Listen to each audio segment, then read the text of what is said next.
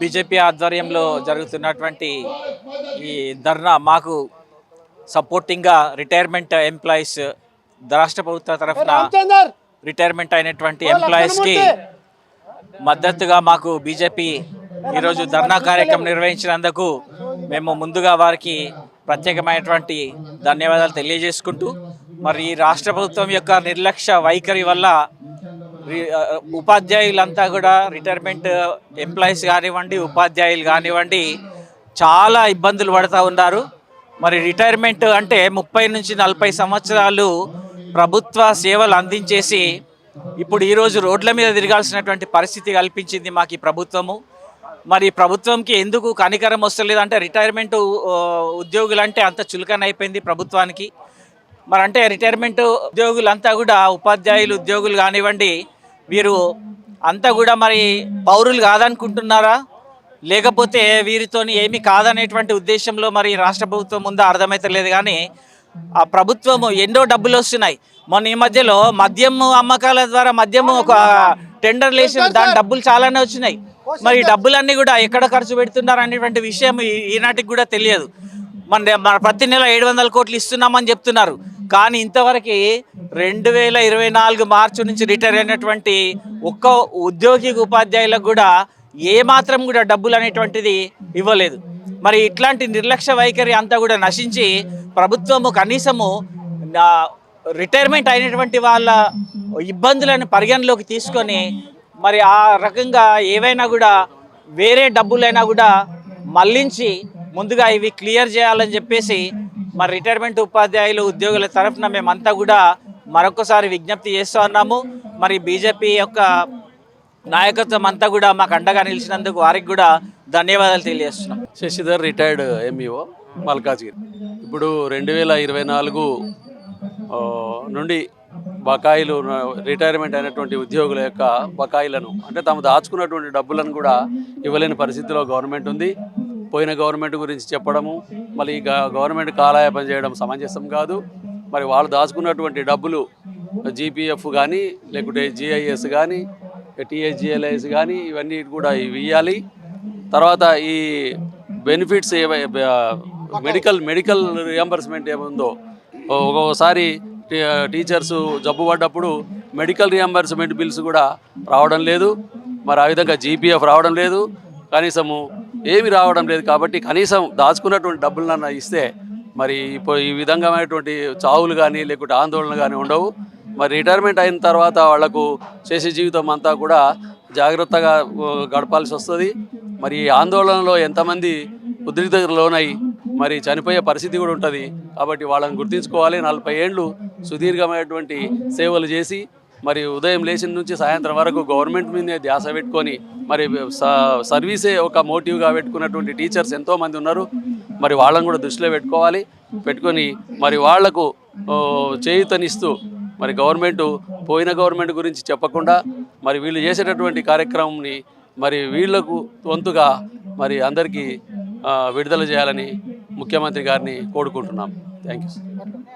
నేను Lakshmanamurthy, retired bioscience teacher. Last ఈ August 25లో రిటైర్ అయ్యాను. ఇప్పటి వరకు నాకు 53 లక్షల రూపాయలు కావాలి ప్రభుత్వం నుండి. ఇందులో మొత్తం డబ్బులు నాయే. నేను 36 ఏళ్ళ సర్వీస్ చేశాను. అయితే జీపీఎఫ్ డబ్బులు మా డబ్బులే, అవి దాచుకున్నాయి, ప్రభుత్వం వాడుకొని ఇస్తలేదు. దాన్ని మిత్తికి కూడా ఎగ్గొడుతున్నారు. తర్వాత టీఎస్జిఎల్ఐ కూడా మా డబ్బులే దాచుకున్నారు. ప్రతి నెల ఇన్సూరెన్స్ తీసుకుంటాము, అవి కూడా ఇంతవరకు ఇవ్వలేదు, అవి కూడా ఎగ్గొట్టడం జరిగింది. ఈ తర్వాత కమ్యూటేషన్, ఇది కూడా మా బేసిక్ పే అమ్ముకున్నప్పుడు మాకు డబ్బులు ఇస్తారు, అవి కూడా మాకు ఇవ్వడం లేదు. గ్రాట్యుటీ అమౌంట్ ఇన్నేళ్ళు చేసినందుకు 16 లక్షల సీలింగ్ లిమిట్, అవి కూడా ఇవ్వలేదు. తర్వాత పిఆర్సీ ఏరియాస్ కేసీఆర్ ప్రభుత్వం ఉన్నప్పుడు 12 ఇన్స్టాల్మెంట్లు పెట్టింది, రిటైర్మెంట్ అయినప్పుడు ఇస్తానే అవి. ఇవన్నీ డబ్బులు ప్రభుత్వము మిగతా కార్యక్రమాలకు, కాంట్రాక్టర్లకు, వాళ్లకు వీళ్ళకు అందరికీ డబ్బులు ఇచ్చుకుంటూ ఉద్యోగస్తులకు, ప్రజలకు సేవ చేసేవారికి ఇవ్వకుండా మమ్మల్ని చాలా ఇబ్బందులు పెడుతుంది. 60 ఏళ్ళు దాటిన వారు ఉన్నారు. సుమారుగా రాష్ట్ర వ్యాప్తంగా 42-45 మంది రోగాలతోని, ఒత్తిళ్లతోని చనిపోవడం జరిగింది. కాబట్టి ఈ రేవంత్ రెడ్డి కాంగ్రెస్ ప్రభుత్వం ముఖ్యమంత్రి గారు రిటైర్ ఉద్యోగుల పట్ల ఫస్ట్ ప్రియారిటీగా ఈ నెలలో మొత్తం మా దాదాపు 20,500 మంది రిటైర్ అయ్యారు. వీళ్ళందరికీ డబ్బులు చెల్లించాల్సిందిగా కోరుతున్నాను. మాకు మద్దతుగా భారతీయ జనతా పార్టీ అగ్రనాయకత్వం మొత్తం మా గురించి ఈరోజు ధర్నా కార్యక్రమం చేపట్టింది. ఈ సభాముఖంగా వాళ్ళకు కూడా అభినందనలు తెలియజేస్తున్నాను. తర్వాత ఇటువంటి రిటైర్ ఉద్యోగుల ఉసురు మీకు తలుగుతుంది. మేమందరము అందరు ఎంప్లాయీస్ కలిపి దాదాపు 10 లక్షల మంది ఉన్నారు. ఒక్క ఓటు గిట అందరి ఒక కుటుంబం 10 ఓట్లు కనుక లెక్క పెట్టుకుంటే మీ ప్రభుత్వం కూలిపోయే పరిస్థితి వస్తుంది నెక్స్ట్ ఎలక్షన్లో. కాబట్టి ఉద్యోగులను హీనంగా చూడకుండా మా డబ్బులు మాకు ఇచ్చి చక్కగా పరిపాలన చేయాలని కోరుచున్నాను. Thank you. మార్చి 2024 తర్వాత నుంచి రిటైర్ అయిన వాళ్ళకు ఎవరికి కూడా ఎలాంటి బకాయిలు బెనిఫిట్స్ ఏవి కూడా ఇవ్వట్లేదు. ప్రభుత్వం ఏమనుకుంటుందో కానీ చాలా హామీలు కురిపిస్తుంది.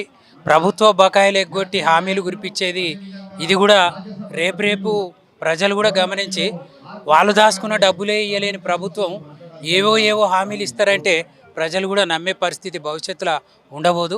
ఖచ్చితంగా ఇది గుర్తెరిగి ప్రభుత్వం పెద్దలు ఈ దాచుకున్నటువంటి డబ్బులు ఎంత సాధ్యమైనంత తొందరగా మాకు చెల్లించినట్లయితే వారికి నష్ట నివారణ అనేది తొందరగా జరుగుతుందని ఈ సందర్భంగా అధికారంలో ఉన్నటువంటి ముఖ్యమంత్రి రేవంత్ రెడ్డి గారికి తెలియజేయడం జరుగుతుంది. తప్పనిసరిగా ఈ ప్రభుత్వాలు చాలా పార్టీలు స్పందించడం, ఈ సందర్భంగా బీజేపీ పార్టీ రాష్ట్ర నాయకత్వం స్పందించి మాకు మద్దతుగా మా ఇబ్బందులను గుర్తించి ఈ రకంగా ధర్నా కార్యక్రమం ఏర్పాటు చేయడం అనేది చాలా సంతోషదాయకం.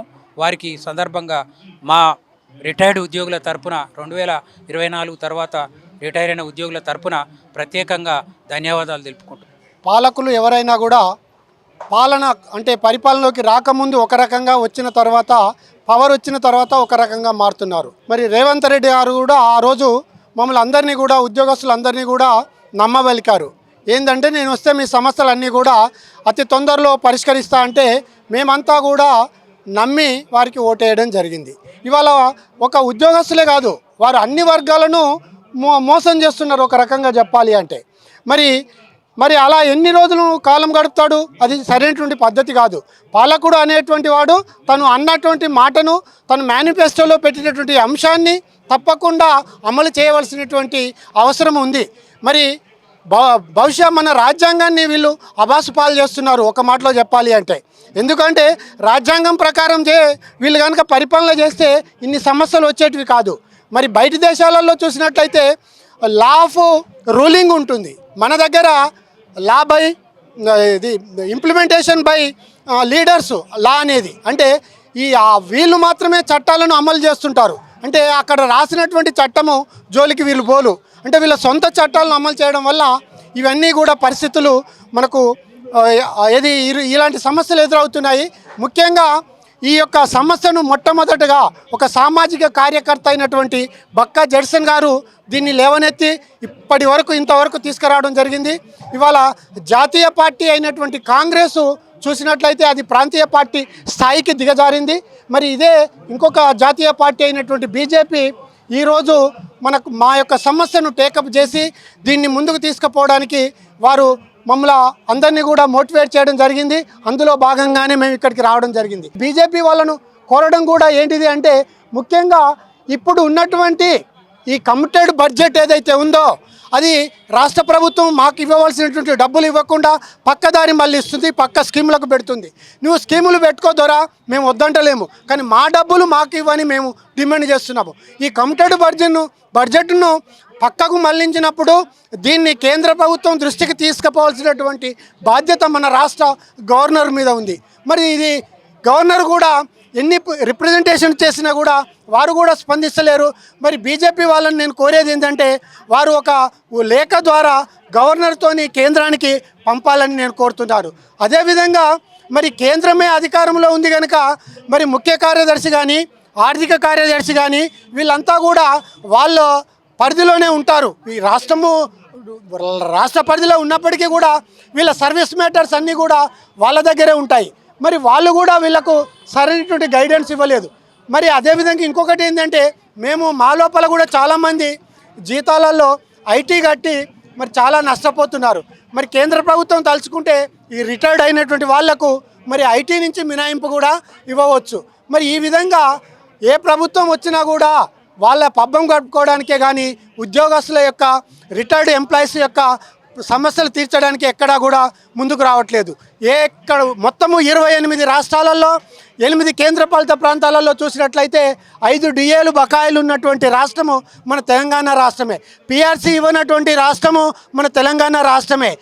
ఉద్యోగస్తులు రిటైర్డ్ అయ్యి వాళ్లకు ఇవ్వవలసినటువంటి బకాయిలు ఇవ్వకుండా మొండి వైఖరి అవలంబిస్తున్నటువంటి గవర్నమెంటు మన తెలంగాణ గవర్నమెంటే. మరి ఇవన్నీ కూడా మరి కళ్ళు ఉన్నటువంటి గవర్నమెంటు చూడలేకపోతుందా?